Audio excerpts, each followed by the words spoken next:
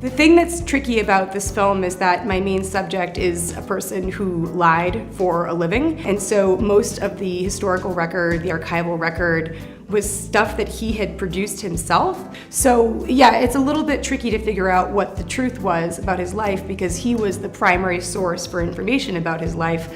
And part of what he did so well was construct his own story. I'm Penny Lane, director of Nuts, which is premiering in the US documentary competition at the 2016 Sundance Film Festival. Nuts is the mostly true story of a doctor named John Romulus Brinkley, who in 1917 claimed that he had cured impotence with goat testicle transplants. When I found Brinkley's story, I thought it was ready-made for a film. His biography is a tragedy. It's a classic American story of someone who's born with nothing and, through his own hard work and genius, works his way to the top and then falls in this very spectacular way. One of the fun things about the film and how it ended up coming together is that it's structured as chapters, and each chapter is illustrated and animated by a different artist or team of artists. It's too bad I don't have Billy Goat Nuts. Too bad. Say, Doc, why don't you just put some in me? Beg your pardon?